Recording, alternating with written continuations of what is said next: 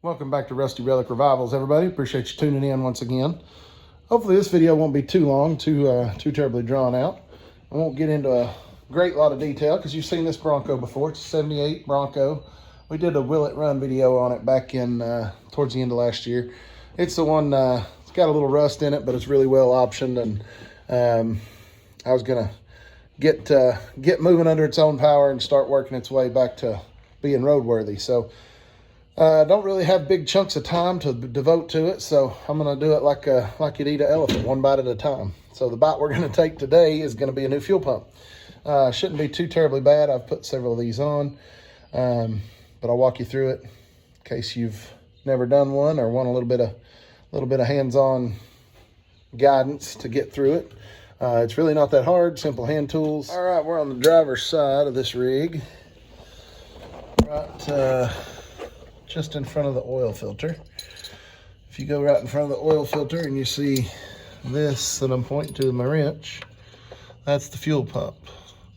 Your supply comes in back here from the frame rail. Your exit going to the carburetor is right here in the front. There's two bolts that holds it on. One of them, if you can see it, is right up here on the bottom, right there.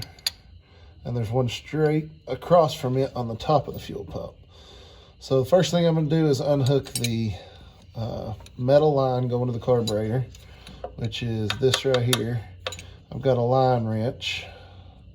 I can't remember for sure. I think it's a 1/2 inch, but let me get that loose. All right, it did end up being a 1/2 inch. So let's get the metal line off. 1/2 inch line wrench. There's not really much coming out of there, and what does is really pretty rough looking. I'd say it's 25 or 30-year-old fuel. So let's get that out of there. Somebody's already cut the line coming from the fuel tank, if you can see that. I don't know what's going on with that. But all right, so there's two bolts that holds that on. One is right here, and one is up there. And you can use whatever you can access it easily with. I've got a little ratchet wrench here. Actually, wasn't that tight.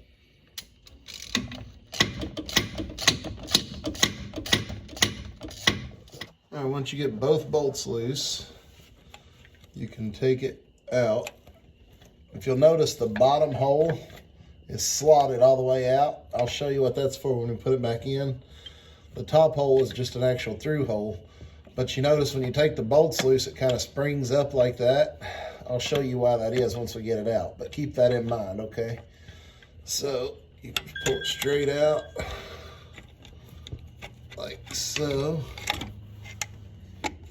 And there you have it. All right, here we have the old fuel pump I took out and the new one going on. A couple of things I'll interject here. So you remember how I told you it was like springing out right here away from the block? It was kind of pushing out once we took the bolts loose. That's because there's pressure on this arm down. Notice when I push the arm down, it pushes this out. So when the bolts loosen, it kind of pushes out at the bottom like that. The pressure on the arm is from an eccentric that rides on the end of the camshaft. Eccentric is just a round thing with the hole not in the middle, basically. So it runs an oblong shape, and as it comes around with the camshaft, it pushes on this and it works this arm up and down. Obviously this will be bolted to the block as this arm goes up and down. It pumps a diaphragm in this housing, and that's what pulls and pushes your fuel from the pump up to the carburetor. On the new fuel pump, I'll show you this. They say a 2-wheel drive and a 4-wheel drive fuel pump is different. The output points straight forward on a 4-wheel drive fuel pump and straight out on a 2-wheel drive fuel pump. Fit, form, and function, you can use one on the other. For some reason, the clearancing, I guess, for axles or suspension or something on the 4-wheel drive and the 2-wheel drive are different, so they routed the fuel line in a different location. But in a pinch, you can get by. So we're gonna put this new one together, get it ready to go on. What I'm going to do is I'm going to go ahead and put the RTV gasket sealer on the pump, and then put the gasket on and put it on and let that set up just a little bit and get tacky while I clean the block.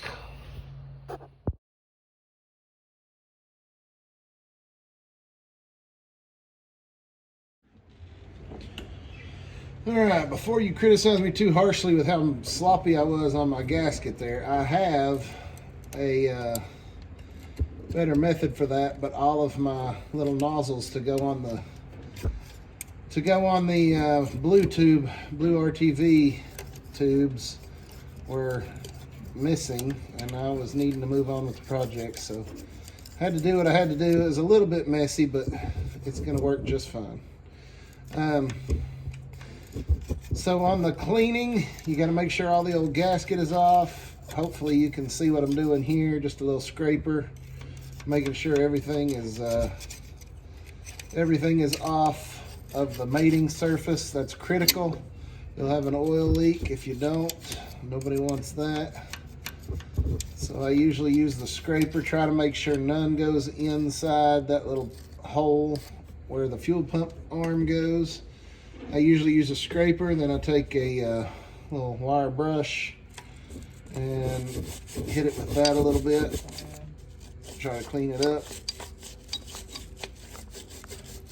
like so. And that should be good enough.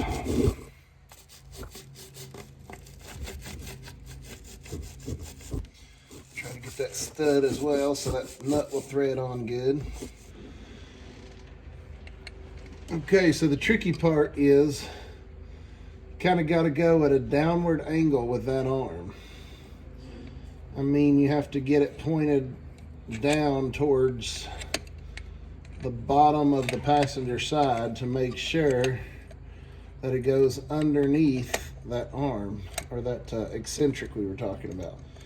So see how I got it pointed down? You have to make sure you go down like that and then in like that.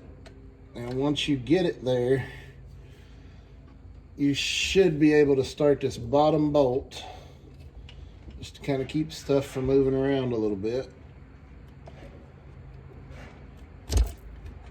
But it seems the engine is on the arm, so it's got a little pressure on the arm. So I'm gonna have to tighten that top bolt a little bit to pull it in. Well, one other thing we could do to alleviate the pressure is turn the engine over.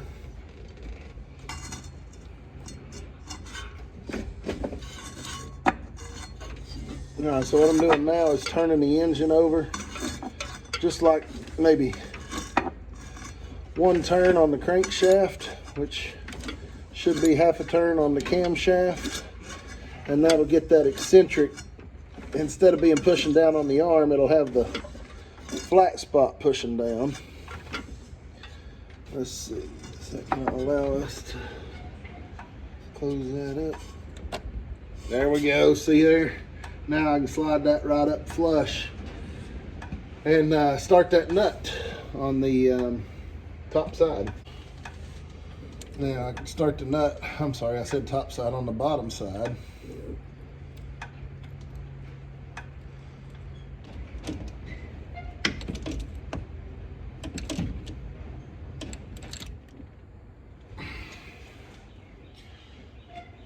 Alright, I'm sure there's a torque spec, but it's not going to be much. All it has to do is hold that pump on, so I'm going to go about half a grunt on the top and bottom, using a boxed in wrench on the bottom.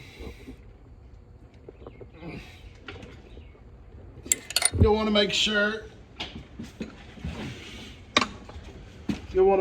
you got the gasket in there and nothing is in the way of that.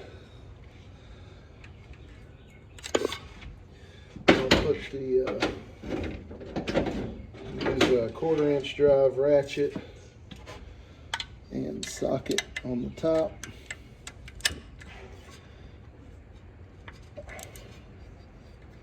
Again, not getting too crazy.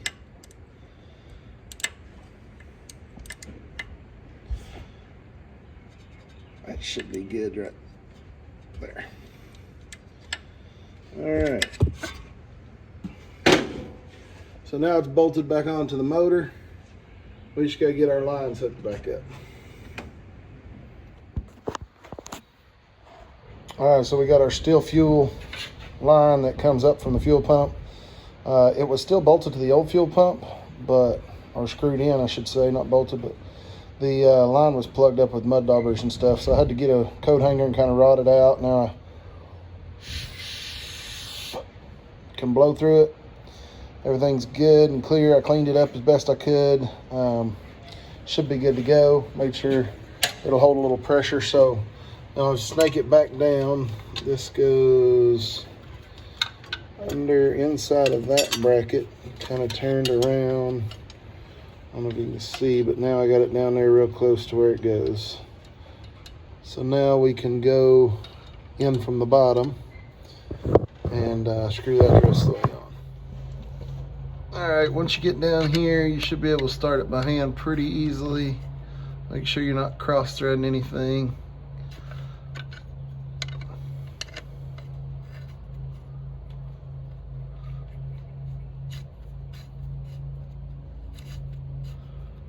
There we go. I'm just going to use my line wrench to snug it on up.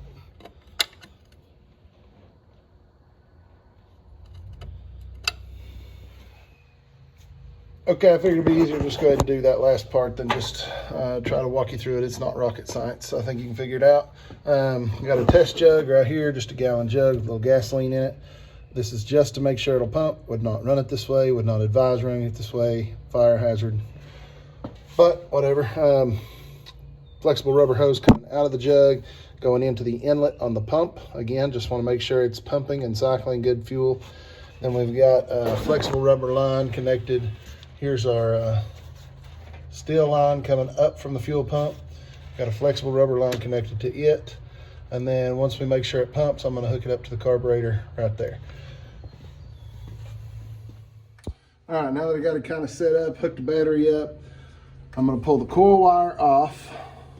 We do not want it to fire. So I'm going to pull the coil wire off. The switch is off, so it shouldn't fire, but just to be sure, we're going to take the coil wire off.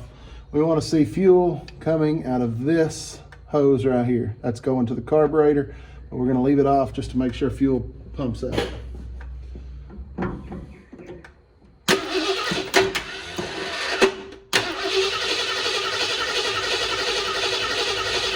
There it went.